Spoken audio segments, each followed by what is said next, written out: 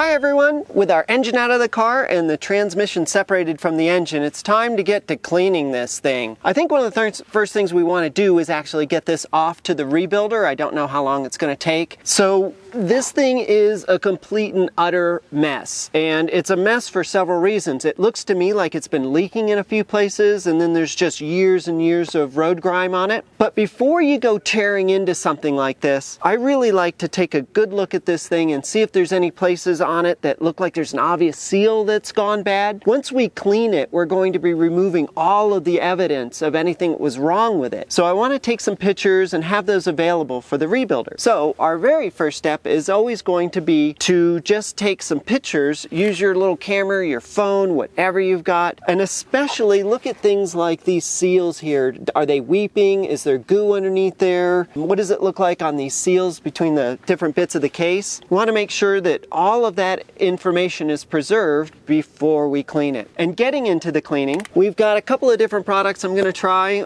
This is sort of an engine degreaser stuff from Gunk that you spray on dry and cold, and it'll foam up over the entire thing. That's going to be our first treatment. I also have just some super green I've made up into a spray bottle here. And then I have some for those really horrible things, some Brakleen.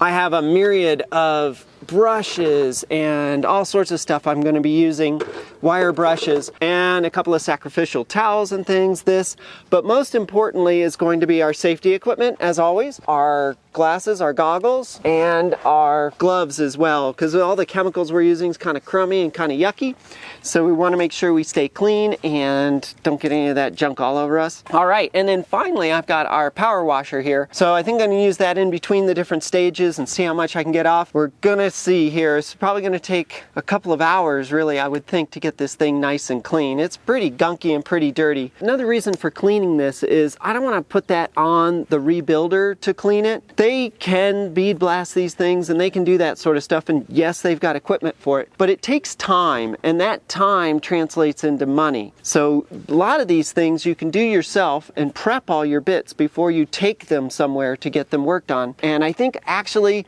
you know, a rebuilder gets a really horrible, dirty piece of equipment to work on, and they just kind of, you know, that's going to be their first attitude towards it. I'd rather their attitude was, wow, you really care about this. You spent a bunch of time cleaning it. It looks great.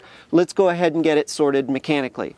I'd rather have that type of relationship with the rebuilder. So at any rate, that's what we're going to get into.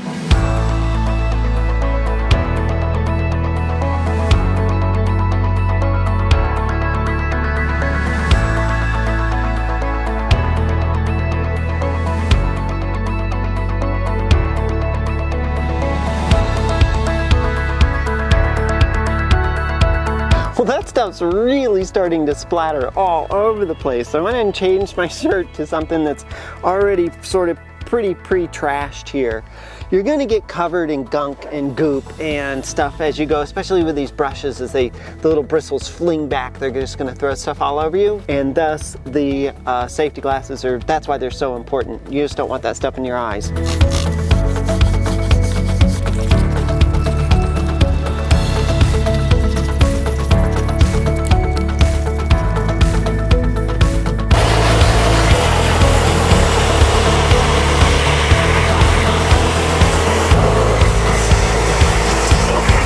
Well, that's the first rinse. Looks pretty good. Let's get in a little closer and see how it did. Looks pretty good, really. We still have a bit down here that we need to get into there, and I can see a bit here on the sides and down there, but all in all, it did a pretty good job. Let's see about the front here. The bell housing. Yeah, see, this is gonna have to be done a bit more manually. That's all right. Over here on the other side, it's pretty much the same, huh? Just got some places we're just gonna have to get at it manually.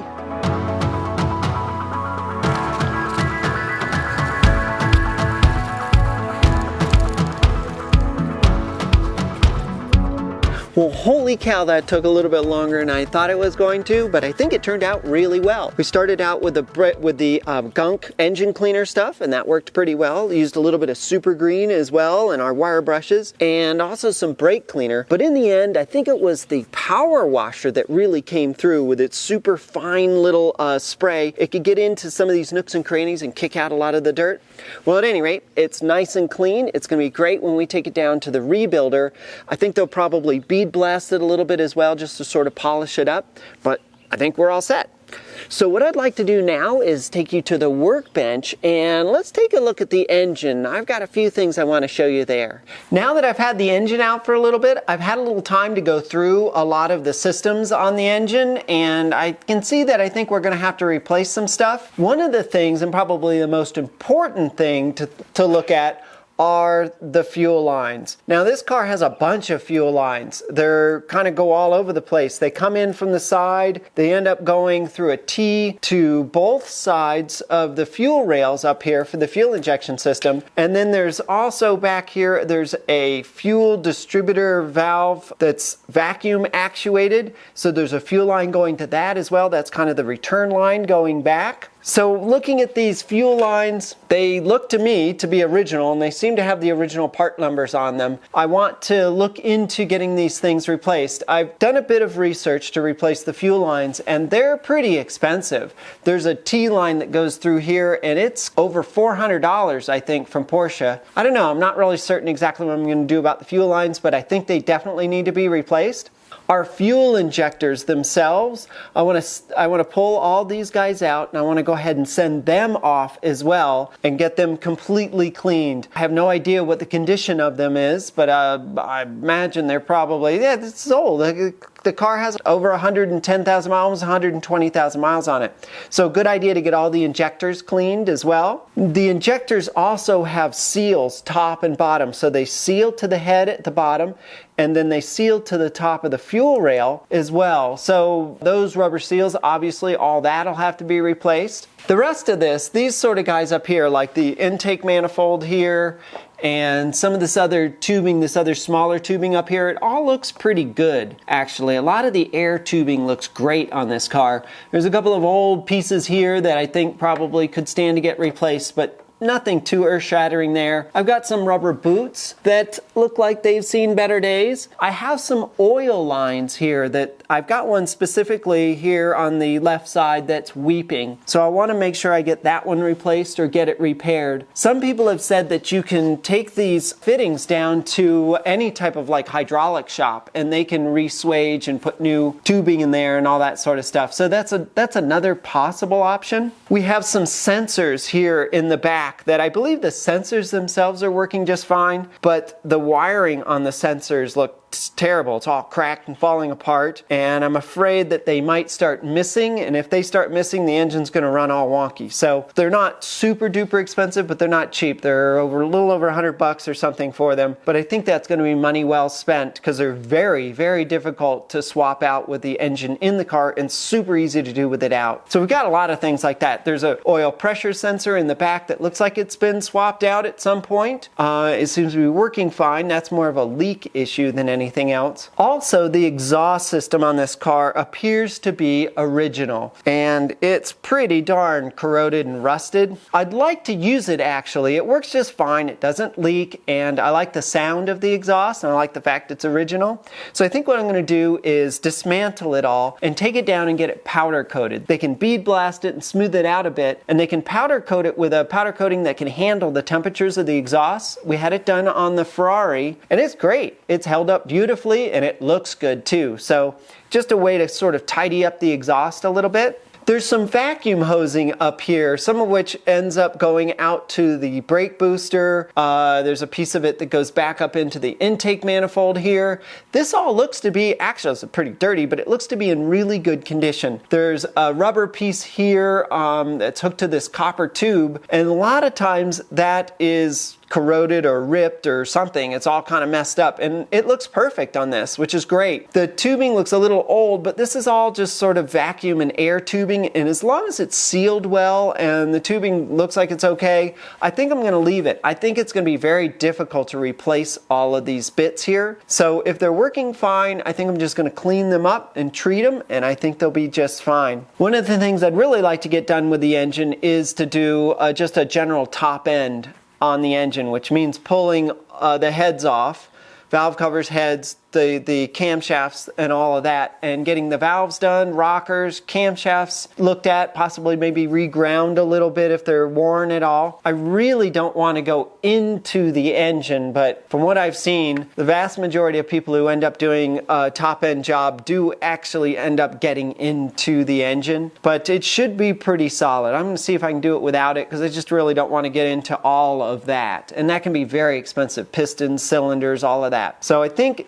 when I've got the heads off, I can inspect the bores and check to see if I see anything screwy in any of the cylinders. And if I do, of course, we need to go further, but I'm really hoping that we won't have to. Something else folks have asked about is the clutch on this car. Now, the transmission's actually been out of it. When I looked at the previous history, the service history on the car, at about 70 or 80,000 miles, the transmission was out, and they had to do something with second gear. I believe they replaced the clutch at that time as well, and the throwout bearing feels great on this car. It's nice and smooth and works great. I might replace it if it's not that expensive. Why not while we're in here, even if this one's working? But as far as the clutch itself goes, it's never caused me any problems. It doesn't shudder, and it grabs beautifully, so I'm not sure I'm going to fuss with the clutch, actually. It can be a thing. If you take the clutch off and you replace the clutch, you really need to then also pull the flywheel and get the flywheel and the clutch balanced together, or you can get kind of these weird vibrations in the engine. Had a lot of problems with the 356 on that,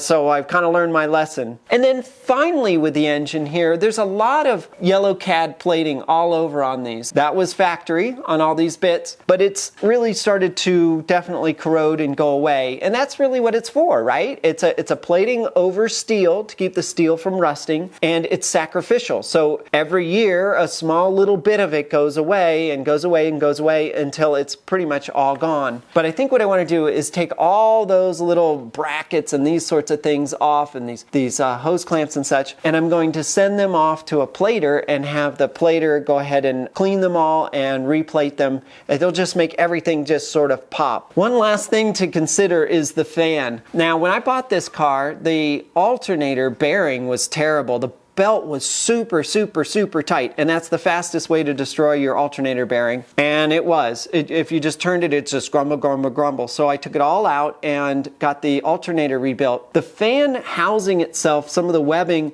had some cracks in it, which I was able to fill with some JB Weld pretty well, and it seems to have held together just beautifully, actually. The housing and the fan itself are made out of magnesium. You can buy aftermarket aluminum for both of those, but they're expensive. They're about $800 or so, so that's pretty darn expensive. I think I'm just going to try and use these. They look a little gray over time, but I can kind of clean them up, and I think they'll just look sort of stock when I get done with it. So I'm not going to spend a lot of time on that. In addition, I think I'd like to get into the spark plug wires themselves, distributor cap, rotor, that sort of thing. I replaced the spark plug wires and all of that when I bought the car several years ago, so I think it's a good time to probably do that. It's a heck of a lot easier to do with the engine out. You can just get to these spark plug wires very easily. Other than that, I think the engine was running just fine. There's nothing wrong with the engine, no loud noises, no bangy noises. It's not blowing oil. It's not using oil really much more than it should. So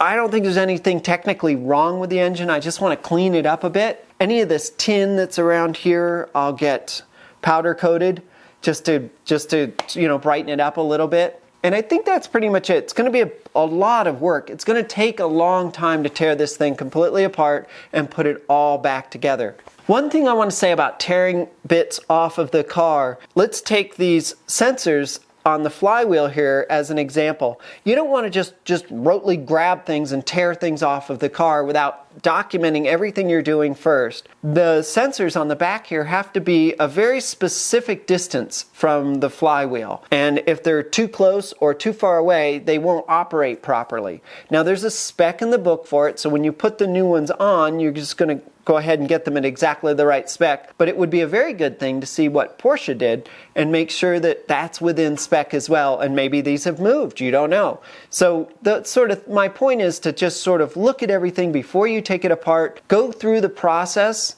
of everything you're going to do with the car, do your research up front before you start dismantling the engine. So you should really know what you're getting into before you start tearing things off the car. Then as you do, of course, you're going to have to bag and tag everything, take as many photos of everything as you can, document everything you possibly can as you're taking it off. That way you won't get sidetracked partway through and won't know what to do. It's like you'll end up with some special bolt and you're like, this is special for a reason. Where does it go? That sort of thing. It's always great to have some workshop books on hand as well. You don't want to rely entirely on the internet. Wayne Dempsey from Pelican Parts has a book on how to rebuild and modify this engine. So I went ahead and purchased this book. I'm going to read through it really, really carefully. There's also a really good Bentley manual on the car as well. So I've got that on order. That should be here in just a little bit. So I'm going to use all of these bits of information and research just to come up with a full plan on what I want to do, where the gotchas are, what to be very careful of, and how not to break things as I take them off and put them back together. If anyone out there has been through the process of tearing one of these engines completely down and building it all back up again, please leave a comment down below and let me know if there's anything super special I really want to focus in on.